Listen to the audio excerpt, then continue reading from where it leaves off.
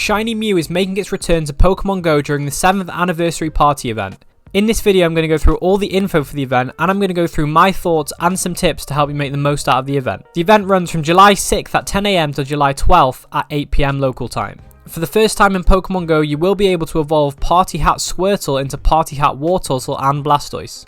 The event bonuses will be increased chance of becoming lucky friends, increased chance of lucky trades, and a chance of finding 7, 77 and more Gimmighoul coins from Pokestops with active golden lures. Additionally, each day of the event will have an additional bonus running from 12 AM till 11:59 PM local time on that specific day. July 6th will have 2 times catch XP, July 7th will have 2 times catch Stardust, July 8th will have 2 times catch Candy, July 9th will have half egg hatch distance, July 10th will have friendship level increasing twice as fast, July 11th will have 2 times transfer candy, and July 12th will have 2 times evolution XP. Wild encounters for the event will be Party Hat Squirtle, Cake Hat Pikachu, Meowth, Ponyta, Togedemaru, and rare spawns Galarian Ponyta and Absol.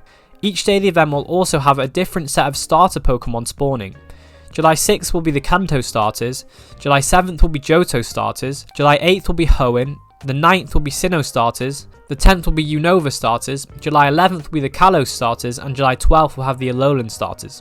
In 1-star raids we have Party Hat Squirtle, Charmander and Bulbasaur, and Cake Hat Pikachu. In 3-star raids, Magneton, Lapras, Flareon, Snorlax, and Celio. Moltres, Zapdos and Articuno will be in 5-star raids, and Mega Blastoise will be in Mega raids. There'll be anniversary themed field research rewarding starter Pokemon encounters and Mega Energy for Venusaur, Charizard, Blastoise, Sceptile, Blaziken and Swampert. There'll be a $2 timed research in the shop rewarding an incubator, a super incubator, a premium battle pass, a lucky egg, a rocket radar, a star piece, an incense, 77,777 XP, and an encounter with Party Hat Pikachu. For $5 you will be able to purchase the masterwork research that will lead to an encounter with Shiny Mew. You can purchase this ticket up until July 12th at 8 PM, and you need to log in during the event to receive the research. Afterwards it will stay in your special research until you complete it, so you can do it at your own pace. If you purchased a ticket for Pokemon Go Kanto Tour in 2021, you've already had this masterwork research and you can therefore not buy it again. If you purchase this research now, or you've purchased it in the past, you will get additional bonuses during the event, which will be 2 times duration for incense, lures and daily incense. To celebrate the 7th anniversary event, Squirtle Com Day Classic will be taking place on July 9th between 2 PM and 5 PM. I have a tips video on the channel about this event, so if you want to know more, make sure you check it out. There'll also be new avatar items, a 7th anniversary top set and pants in the shop, and you will be able to get event themed stickers from spinning Pokestops, opening gifts and from the shop. There'll also be an anniversary box available on the web store. Here are the tips and tricks for the event. For the main bonuses, with increased chance for lucky friends and lucky trades, and with the seasonal bonuses of having additional candy and Candy XL from trading this season, trading really is going to be worth doing during this event. And remember, lucky trades are one of the best ways to get a Shundo, with it being a 1 in 64 chance. With the additional Gimmighoul coins coming from Golden Lured Pokestops, this could be a great time to get enough coins to evolve Gimmighoul into Golden Go if you're still after it for the dex. This might also be worth it because Golden Go is a top 5 ghost type raid attacker and it is ranked 53 in the Master League. Although Gimmighoul isn't massively accessible because you need to send a postcard from Pokemon Go to Pokemon Scarlet or Violet to get the coin bag to encounter it in the first place. For the unique daily bonuses, July 6th has 2 times catch XP, so it's definitely worth using some lucky eggs here to get 4 times catch XP. The 2 times Stardust bonus on July 7th is one to consider focusing, because Stardust is a very important resource for powering up Pokemon, and it's usually what most people are struggling to accumulate. Remember to use star pieces on this day. The 2 times catch candy on July 8th is great when paired with Pinap berries. If you're hatching Pokemon, make sure that you put eggs in incubators on July 9th to make use of the half egg hatch distance. This is a good day to work on your breeder medal. July 10th with double friendship will be a good time to open and send gifts and do raids and battles with friends to increase friendship levels, because increasing friendship levels is really good for XP. Remember to use and coordinate lucky eggs with people when you become ultra and best friends. It's good to know that you can only increase friendship once per day with a friend, so only 1 interaction will actually count for increasing friendship per friend. This day will be helpful for progressing your Idol Platinum medal. Save as many Pokemon as you can for transferring on July 11th to benefit from 2 times transfer candy. And likewise, it is good to save any Pokemon you want to evolve for the 2 times evolution XP on July 12th. This will be a really good day to evolve a lot of Pokemon with lucky eggs active, and if you have any evolutions that will give you a new dex entry, then that will get you even more XP.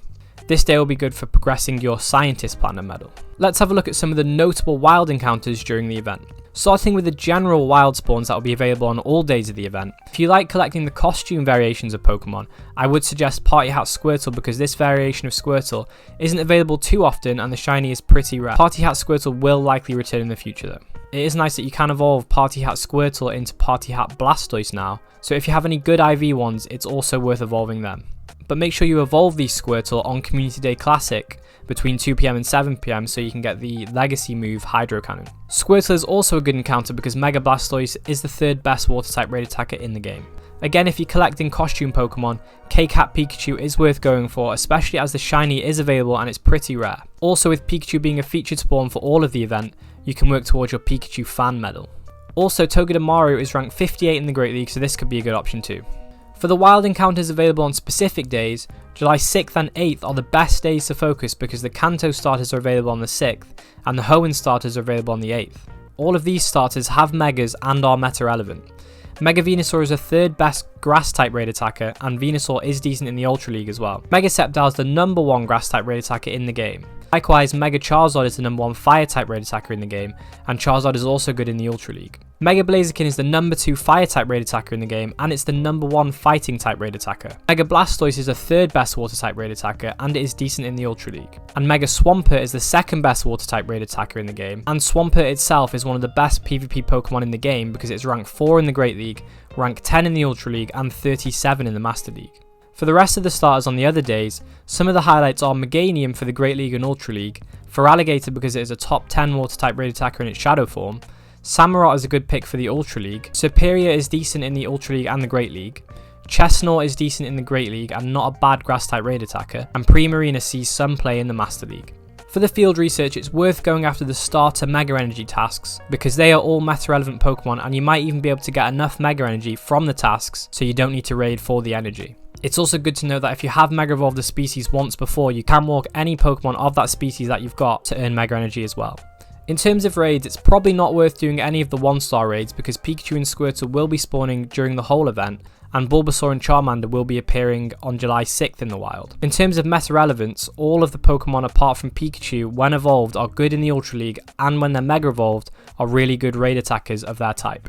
In 3-star raids, Snorlax is a good pick for PvP. It's decent in all 3 leagues, but it shines most in the Master League. Celio could be worth raiding because Walrein is good in all 3 of the main Go Battle Leagues, being one of the best in the Great League and in the Ultra League. Magneton might be worth looking at because Magnezone is a decent electric type raid attacker in its shadow form, so maybe the XL Candy is worth it. For the legendary birds in 5-star raids, all 3 are good for raid attacking in their shadow forms in their primary types, but Moltres is also the best flying type raid attacker in the game, until Mega Rayquaza arrives. For PvP, Zapdos and Articuno are decent picks for the Ultra League and the Master League. Mega Blastoise is a top water type raid attacker. It's worth raiding enough to evolve one if you haven't before. The Blastoise you do catch from these raids will likely to be a Blastoise with a party hat, so it's a good chance to get shiny party hat Blastoise because it'll have a 1 in 64 chance of being shiny. For the $2 paid timed research, I would say with all of the premium items that you do get from it, it is decent value, so it's worth buying if you do spend money on the game. For the $5 masterwork research, the premium items that you get are a Poffin, a Glacial Lure module, a premium battle pass, 3 rocket radars, 3 super incubators, an incense, a star piece, and a lucky egg, so for that alone it is good value. You'll also be getting some Stardust, Ultra Balls, Rare Candy, Charged TMs, XP, as well as a Mew shirt for your avatar, and you get a guaranteed shiny Mew. I think for the $5 it is worth it, especially with getting shiny Mew, which is very rare across all Pokemon games. So that's about it for the event. Let me know in the comments if you're going to be picking up shiny Mew. Check out this video on the screen, and as always, like and subscribe, and I'll catch you in the next one.